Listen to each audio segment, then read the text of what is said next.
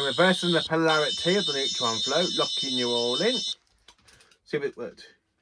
Hello there, amazing viewers and subscribers, and welcome to a brand new exciting Doctor Who review for today. And of course, as you can see for this review, I'm reviewing the Ninth Doctor's final story, aka Bad Wolf and Parting of the Ways.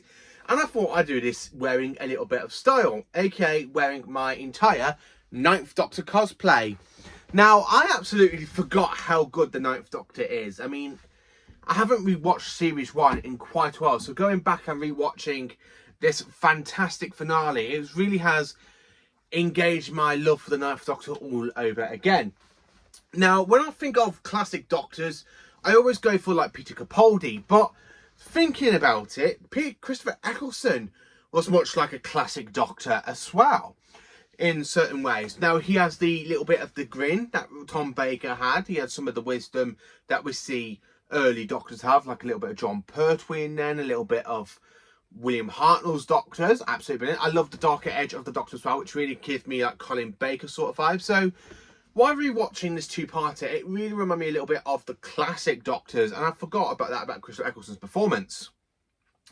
Because Christopher Eccleston's performance feels much more like a classic Doctor, and on the same level as basically Peter Capaldi. But the only thing that is a little bit different about the Ninth Doctor is his style. You know, wearing a battle leather jacket, red jumper, green jumper, or a purple jumper, or a black jumper. And of course wearing black jeans. And of course Peter Capaldi and Matt Smith Doctors also wore black jeans. So I forgot how classic Christopher Eccleston's Doctor was. And following from his performance and some of these certain other modern Doctors like Peter Capaldi does kind of inhabited some a bit of the Ninth Doctor. So I just kind of want to say that. So basically, when I did my review of ranking all the Doctors, I put Christopher Eccleston really, really low, didn't I? But since rewatching this two-parter, it's making me want to go back and rewatch his entire whole era. So, Bad Wolf and Parting of the Ways. Is it a good finale? Yes, it is. I absolutely love it. It's such a great little finale to the very first ever season of Doctor Who's Return, aka season 27. Now, I have rewatched this in the remastered form once again. Now, I haven't really watched the remastered since last November, when I did my review on it all. So, to actually go back and rewatch Christopher Eccleston's final two-parter after basically nearly, 14 months since I last visited Series 1, I've actually found it really, really good. I absolutely love it. So, let's get into my review. So, we open up with the Doctor being transmitted into Big Brother, not the proper, you know, game show that we all know from the early 2000s. This is honestly a different version where people die in Big Brother. I absolutely love the fact how the transmit kind of wipes the Doctor's memory a little bit, or messes it up a little bit. And I love the way how he's there talking, and of course you've got Linda Wyatt trying to help him. And then of course, I love that bit with the sofa gag as well, where it literally goes, "The Doctor, please come to the dining room.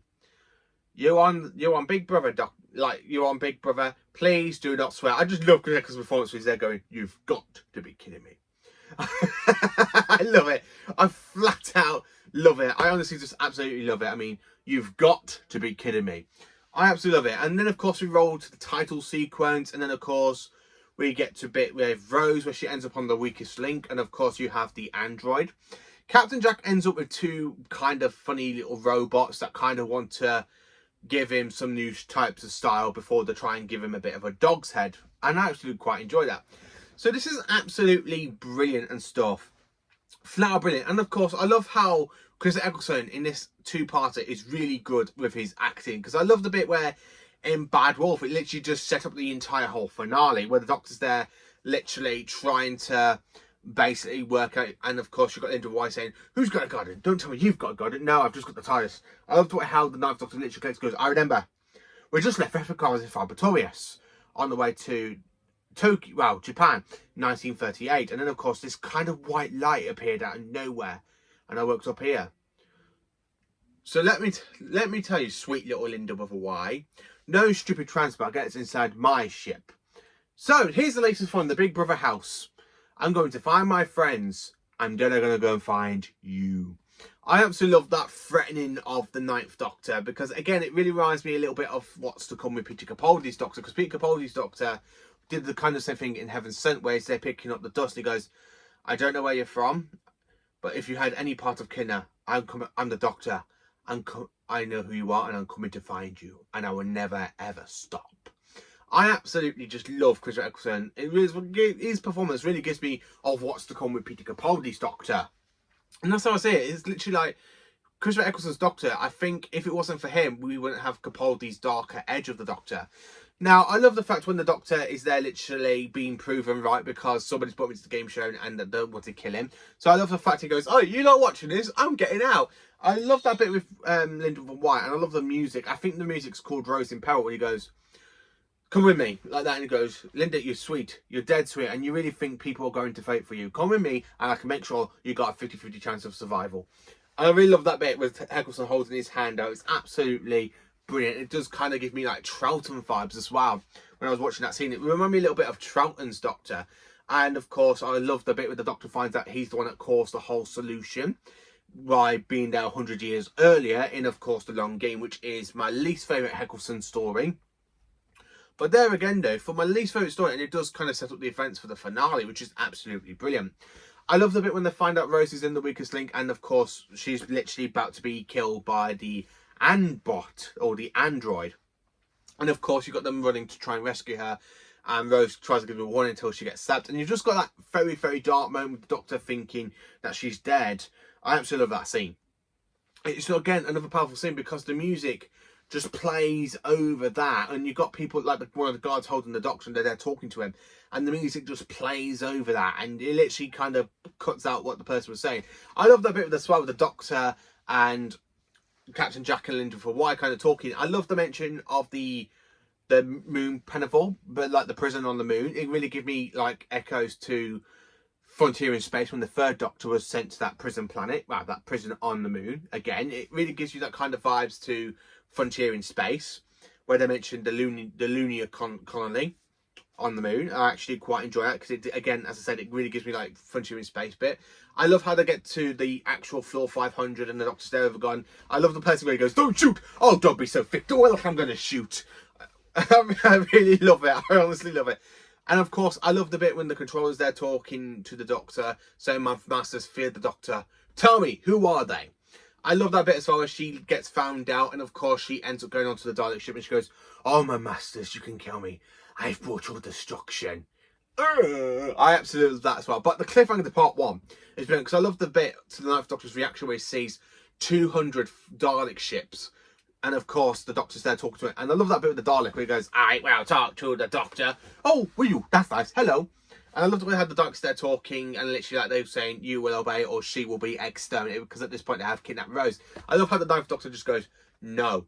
I love the music, that kind of epic, dramatic music, and the Doctor just goes, explain yourself. I said no. What is that meaning of this negativity? It means no. But she will be destroyed. No! Because this is what I'm going to do. I'm going to rescue her. I'm going to save Rose Tyler from the middle of the Dalek fleet. And then I'm going to save the Earth. And then, just to finish off, I'm going to wipe every last stinking Dalek out of the sky. I really love how the Dalek's there saying, you have no weapons, no defences, no plan. He goes, yeah. And doesn't that scare you to death? I really love that scene. That scene is flat amazing, absolutely amazing. And then of course we get to part two, where of course the Doctor comes across the Emperor Dalek after kind of saying to the Daleks, because of the force field around the TARDIS used by the fantastic I can't say the actual word in it. I know what it's called, the Excabulator. The Excabulator that does make a return in The Runaway Bride. I love how the Doctor's there bragging to the Daleks. He goes, is that it? Useless. Non plus. Alright, you can come out now. That force field will hold anything, or almost anything. Yes, but I wasn't going to tell them that. Thanks. I love the goes, do you know what they used to call me in the ancient world of the Dalek homeworld? The oncoming storm. Doesn't it just burn when you face me? I absolutely love that shot with Eccleston when he looks into a Dalek and he says that. And of course he goes, so tell me, how did you survive the Time War? And I love that big booming voice of the Dalek Emperor. He goes, they survived through me. And I love the bit where the Ninth Doctor really comes across the Dalek Emperor after being last seen in the 1967 story, The Evil of the Daleks, when the Dalek Emperor was on Skaro. I love how the Emperor just goes, you destroyed us, Doctor. The Dalek race died in your inferno, but my ship survived, falling through time, crippled but alive. Okay, I love the Daleks where they go, do not interrupt, do not interrupt. I think you're forgetting something. I'm the Doctor, I've got 5 billion languages, and there's one thing I could do is talk. So if anyone's going to shut up, it's you! I love that bit when the Doctor literally moves back like they're scared of him. He goes, okie doke, so where were we? Which, again, reminds me a little bit more of Troughton's Doctor, because again, the Doctor, I love, it really gives me echoes with the second Doctor, where the Doctor goes, okie doke, so where were we? So a little bit when the second Doctor says something like that in one of his stories. I think it's the Evil of the Daleks when the Dalek comes through the doors. I actually think I really saw a little bit of Troughton's Doctor in that scene, because again it made me laugh a little bit, and again it gave me Troughton vibes. I absolutely loved it. And then of course when the Daleks there explain that they're waiting there in the dark space, damaged but rebuilding, but centuries have passed, and they've been that basically he is the god of the Daleks. He goes, when did the Daleks need a god to bless me? I absolutely love that shot. That scene, brilliant. I love that bit as well. And I love how the Doctor goes, we're going. And I love how the Dalek Emperor literally tries to tell him that you will not leave my brethren. And of course the Doctor's saying, stay where you are, exterminate. I love that shot as well, the Doctor literally standing by the TARDIS doors, his head on it, with everything going on, so like, worship him and all that. It's absolutely brilliant. I love the bit with the Doctor, Rose and Captain Jack walks out of the TARDIS. Rose's jealousy really shows in this one. I've forgotten how Rose was so jealous of Linda White. Again, it really was, it's the same jealousy we see her with Sarah Jane in Score Reunion with the 10th Doctor. And I'm there thinking, this is where Rose actually does start to fall for the Doctor, ain't it? Yeah, I really, again, I said I prefer Christopher Eccleston's Doctor with Rose, but when you see like the jealousy with Rose in this episode and then what's to come in series 2, it's like, yeah, okay, I do see it starting to happen in series 1. But then series 1 is still my second favourite season of modern Doctor Who, after of course series 10, because series 10 is my all-time favourite, hands down my all-time favourite. So series 1 is my favourite season of the revival, well, my second favourite of the revival, and I absolutely quite enjoy it. I love the bit with the Doctor building the Delta Wave and the way he's there explaining about the Delta Wave. This great big massive space game station should become a big massive base and wipe out the Daleks. Again, when he's there literally pulling up the wires, it gives me echoes to the 3rd Doctor, because I can actually imagine John Pertwee's Doctor kind of doing something similar as the 9th Doctor. And I'm like, yeah, this is still classic Who. I still see like elements of other Doctors in Eccleston's performance, and I absolutely quite enjoyed it as well. I also love the bit where he literally does send Rose away because he wants her to be safe instead of literally being killed by Daleks. I love that bit as well with the TARDIS and the Doctor, where he literally comes out after tricking Rose, saying, you know what, you're a genius, I can do it. If I can use the TARDIS to go back from my own personal timeline, yes. I love that bit. So he's there literally walking out, and literally out comes the Sonic, and he literally activates it and the TARDIS takes off. I absolutely love that scene as well. And I really love that shot as well, the TARDIS in the time vortex. It's there travelling, and you've got the hologram music playing. I really love it. I just absolutely flat out love it. The other bit I want to talk about is literally how did Rose and Mickey get in, look inside the time vortex, because yeah, I know they used a great big kind of recovery vehicle and try and connect it up to the TARDIS so they can try and make contact, but they don't make contact with the TARDIS like they wanted. They make contact with the time vortex, and Rose becomes the bad wolf. I do quite enjoy the fact how the 9th Doctor does have to absorb the time vortex out of Rose so she doesn't have to die. Again, it does have that epic, horrible cringiness scene with the Doctor kissing a human, thanks to the 8th Doctor on that one, because the 8th Doctor was the very first one to bring kissing their companions. Yeah, the 9th Doctor, he only did it to try and save Rose, though. That's the thing between 9 and 10. 10 becomes more of a romantic-less Doctor. It just becomes very romantic, very, very, very romantic-less. And then, of course, when you get the 9th Doctor, he doesn't do it just because he's falling in love. He's actually doing it because he's trying to save their life. And, of course, he absorbs the time vortex. I absolutely love that scene as well. It's absolutely brilliant. And I love it when it comes to his regeneration scene. And you just look at the back of his hand and you see the regeneration energy, and he goes, Rose Tyler, I was going to take you to so many places. Barcelona, not the city Barcelona, the planet Barcelona. You love it, fantastic place. They've got dogs with no noses. I love how he laughs as well. And he goes, you're still funny. And she goes, why don't we go? Maybe you will, maybe I will, but not like this. And she goes, you're not making sense. I might never make sense again. Imagine me with no head. It's a bit dodgy, this process, because you never know what you're going to end up with. I love how the Doctor is there in pain because he's about to regenerate, and Rose is there going, Doctor, he goes, stand away. And he's just there holding his hand like that, and he's got his hands onto like his pulse. And he goes, well, tell me what's going on. I absorb all the time vortex in energy. No one's meant to do that. Every single cell in my body's dying. And then I like how Rose just goes, can you do something? Yeah, I'm doing it now. You see, Time Wars, we have this little trick. It's a way of cheating death, but it means I'm going to change. And I'm not going to see you again. Not like this. Not with this daft old face. And before I go, Rose, I just want to tell you were fantastic. Absolutely fantastic. And you know what?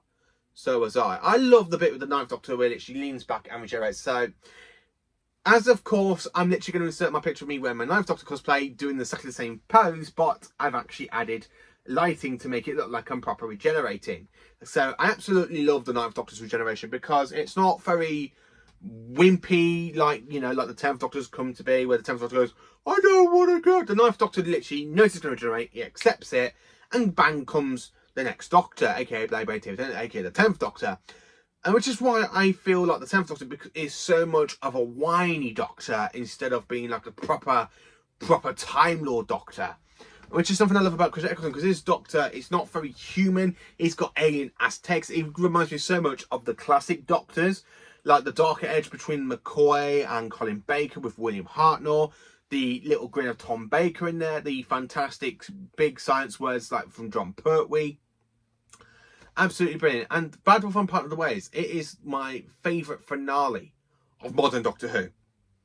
Hands down, it is my favourite finale. Absolutely brilliant, absolutely fantastic. I just genuinely love it. So, more importantly, how do I rank Bad Wolf and Part of the Ways? Well, it is a 10 out of 10. It is such a great episode and I did quite enjoy it. It's definitely a 10 out of 10, one of my personal favourites. So let me know in the comments, what do you think of Bad Wolf and Parting of the Ways? Is it one of your favourite episodes? Let me know in the comments. Please do like, subscribe and share. And join me for more awesome Doctor Who content. And you lot are absolutely fantastic.